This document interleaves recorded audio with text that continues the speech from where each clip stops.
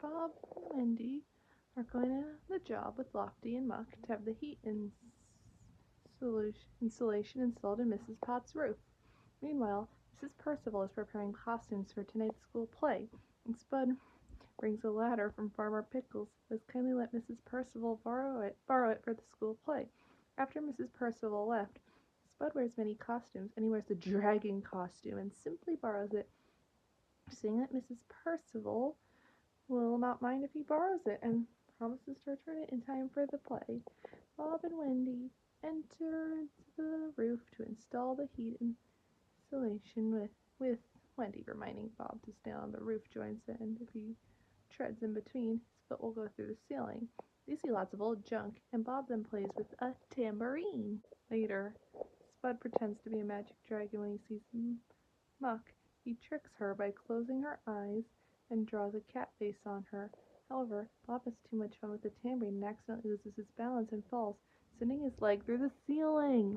Lofty is sent to retrieve plasterboard, a bag of plaster, and white paint, while Wendy goes on the stepladder to push Bob's foot back up and free him.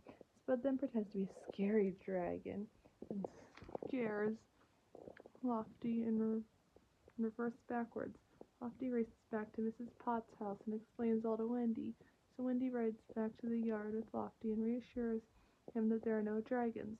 When she returns, she sees Muck's cat face drawn on her and finds out that someone is up to mischief. Wendy installs the heat insulation and Bob repairs the hole in the ceiling. Spud then emerges from the woods to scare off Lofty.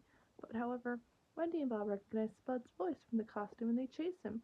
Running to evade Bob and Wendy, Spud accidentally tears the costume's green cloth from the bushes, or he trips over the tattered cloth from the costume and into the mud as Bob and Wendy arrive in the scene. As the costume is ruined, Bob and Wendy, along with Spud, go to Mrs. Percival to tell her what has happened, and she's disappointed that the costume will not be repaired in time for tonight's play.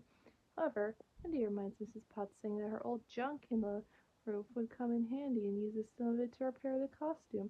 Wendy arrives with the repaired costume and pretends to be a dragon, causing Spud to run away scared, despite Wendy trying to reassure Spud that it was only her.